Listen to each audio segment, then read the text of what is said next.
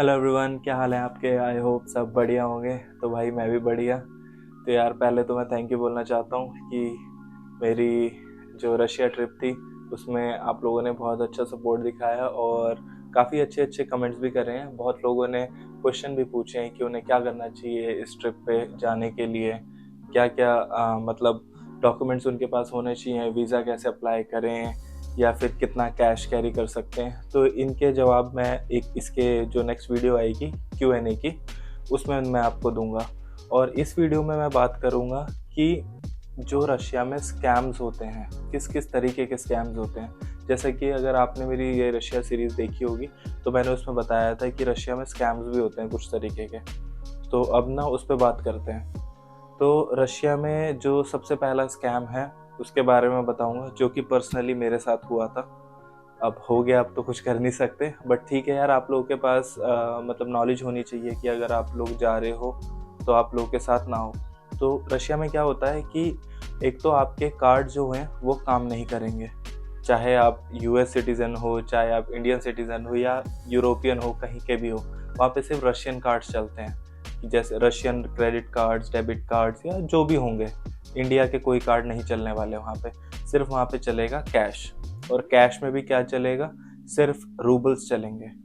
तो आपको, अगर आप यहाँ से जा रहे हो इंडिया से या किसी और कंट्री से भी जा रहे हो, तो आप ना सिर्फ डॉलर्स लेके जाओ। कोशिश करो कि आप यूएसडी लेके जाओ, यूनाइटेड स्टेट डॉलर्स लेकर जाओ आप, तो उसमें प्रॉब्लम नहीं आएगी। या फिर आप यूरोज भी ले जा सकते हो, यूरोज भी इजीली कन्वर्ट हो जाता है। और हाँ, आप ऑस्ट्रेलियन डॉलर्स भी ले जा सकते हो, वो भी हो जाता है इजीली कन्वर्ट। क्योंकि अगर आपने मेरी सीरीज़ देखी होगी तो आपने तुषार भाई को देखा होगा उसमें, जब सेंट पीटर्सबर्ग के हम लोग नाइट लाइफ एक्सप्लोर कर रहे थे, तो वो लेकर आए थे क्योंकि वो ऑस्ट्रेलिया से हैं। तो वो ऑस्ट्रेलियन डॉलर्स लाए थे, वो इजीली कन्वर्ट हो गए थे, उसमें भी कोई प्रॉब्लम नहीं आई थी। तो आप वो ला सकते हो। तो अब let's come to the our topic. तो उसमें क्या होता है कि आपके जैसे कार्ड वहाँ चलेंगे नहीं। तो अगर आपको कोई भी वहाँ पे टिकट बुक करनी होगी या कुछ भी करना होगा, या फिर कहीं पे भी आपको जाना होगा, चाहे कोई एयर टिकट हो या फिर ट्रेन टिकट हो या फिर बस टिकट हो, मेट्रो की टिकट हो, तो आप वो कैसे करेंगे। तो उसमें क्या होता है कि लोग बाग जो होंगे वहाँ के, या वो वैसे मेन रशियंस नहीं होते, वहाँ के लोग ऐसे काम नहीं करते। जो दूर के आए हुए होते हैं, जो वहाँ पे या तो पढ़ रहे हैं या फिर कुछ छोटा मोटा काम कर रहे हैं, वर्क पे आ रखे हैं, वर्क वीज़ा पे या वर्क परमिशन पे, जो भी है, तो वो लोग ये सब काम करते हैं। वहाँ के सिटीजन नहीं करते ये सब काम। वो तो इवन आपकी हेल्प ही करेंगे। अगर आपको कोई भी परेशानी आएगी किसी भी चीज़ में, चाहे वो वहाँ पे कम्युनिकेट करना हो किसी से या कुछ पूछना हो, तो मतलब इतने अच्छे लोग हैं वहाँ के।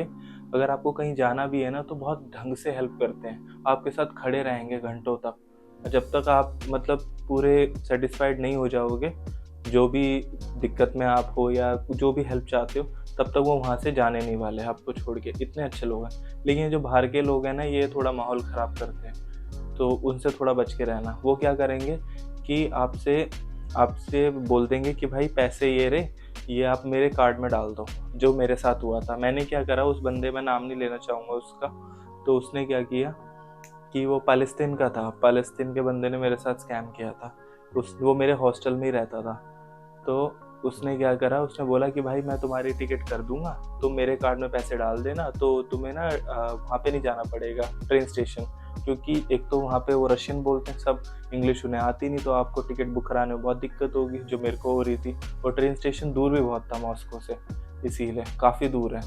तो मैंने कहा ठीक है भाई, मैं सेम हॉस्टल में रह रहा है, मैं ट्रस्ट कर लेता हूँ उस पर। तो उसने बोला मेरे कार्ड में डाल दो। तो मैंने 2700 या 2800 रुपये उसके कार्ड में डाल दिए। जैसे हमारे यहाँ पे कियोस्क होता है, उसका मशीन वाला एटीएम जैसा जो दिखता है, जिससे हम पैसे निकाल भी सकते हो डाल भी सकते हैं, सेम वहाँ पे भी होता है। तो उसने अपने अकाउंट डिटेल्स डाले, मैंने उसको कैश दिया, उसने मशीन में डाला, वो हो गया। उसके बाद में हम हॉस्टल गए। हॉस्टल में जाके जब टिकट बुक कर रहा था मैं सेंट पीटर्सबर्ग की, तो वो हुई नहीं, क्योंकि उसमें कुछ एरर आ रहा था। और एरर शायद इस चीज़ का आ रहा था कि वो डिटेल्स गलत डाल रहा था, क्योंकि उसने एक बार मेरे को बोल दिया कि इसकी जो सीवीवी है वो गलत आ रही है, ऐसे करके।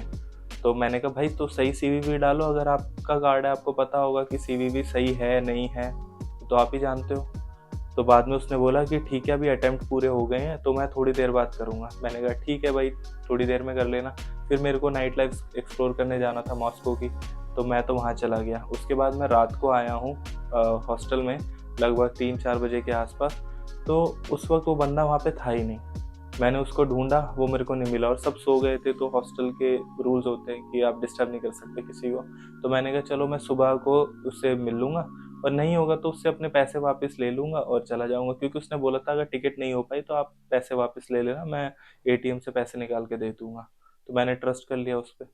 तो वो तो मेरे को मिला नहीं। मैंने सुबह बहुत ढूंढा उसको, वो मेरे को नहीं मिला। फिर मैं लेट हो रहा था क्योंकि मेरा हॉस्टल का चार्ज लग जाता अगर मैं थोड़ी देर भी और वहाँ रुकता। तो मेरे को मजबूरन वहाँ से जाना पड़ा, और मेरी ट्रेन भी जा रही थी जिसकी टिकट मेरे को लेनी थी, जो मैंने ऑनलाइन चेक कर ली थी। तो फिर मैं वहाँ से चला गया, ट्रेन स्टेशन गया, वहाँ से टिकट बुक करी। सिर्फ 3 मिनट थे मेरे को वो ट्रेन बोर्ड करने में, और कम से कम 1 किलोमीटर दूर था। तो मैंने वो 1 किलोमीटर इतना तेज भागा हूँ मैं अपने लगेज के साथ वहाँ पे ट्रेन के लिए। सारे लोग मेरे को देख रहे थे बाद में जब मैं प्लेटफॉर्म पे भागता हुआ जा रहा था कि ये बंदा क्यों भाग रहा है। पर सही हुआ कि भाई मैंने ट्रेन पकड़ ली, नहीं तो मेरी टिकट भी वेस्ट हो जाती और मैं जा भी नहीं पाता। फिर मेरे को मॉस्को में रुकना पड़ता क्योंकि उस दिन के लिए वही ट्रेन जा रही थी वहाँ पे, जो आफ्टरनून में जा रही थी लगभग 12 बजे के आसपास दोपहर में। तो एक तो स्कैम ये होता है।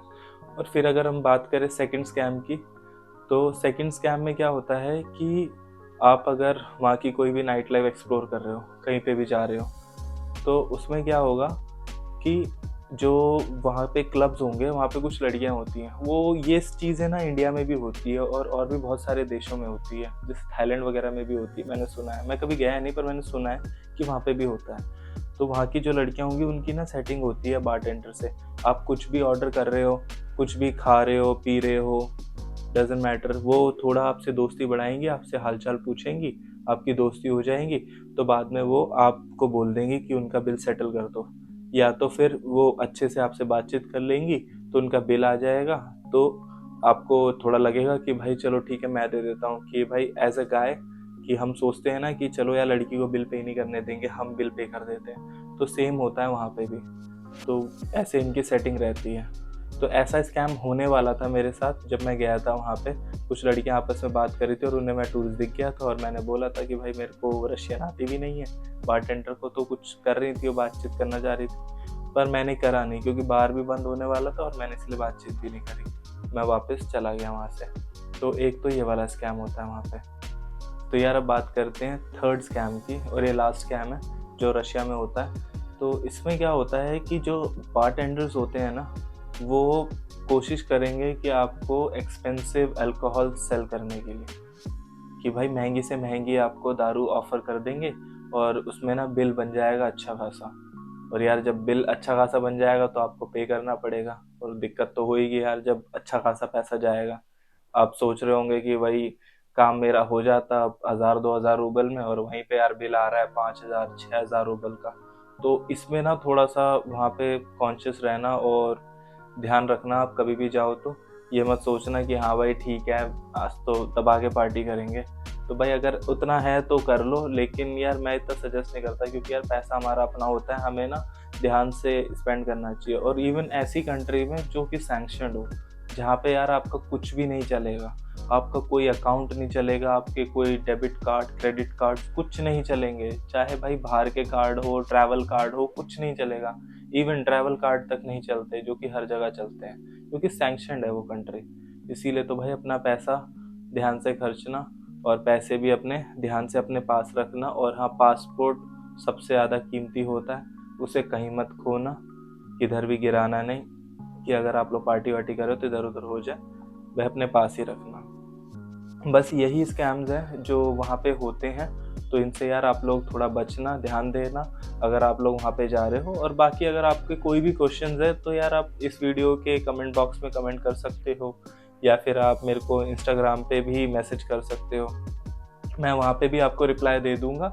और अदरवाइज़ अब इससे जो नेक्स्ट वीडियो आएगी वो एक Q&A वीडियो होगी, मैं उसमें भी आपके सारे क्वेश्चंस के आंसर दूंगा कि आपको क्या क्या चीज़ें करनी चाहिए वहाँ पे जब आप जाते हो, और क्या चीज़ें नहीं करनी चाहिए, कितना कैश ले जाना चाहिए। और बाकी यार ऐसी प्यार बना के रखो यार, फटाफट 100K कर दो, फिर आप लोगों में से भी कोई किसी एक को ये चांस मिल सकता है जो कि रशिया घूमने जा सकता है हमारे चैनल के माध्यम से। तो बस देर क्या कर रहे हो यार, फटाफट कर दो। बाकी मैं मिलता हूँ यार अब आपसे नेक्स्ट वीडियो में। Thank you so much. Bye bye.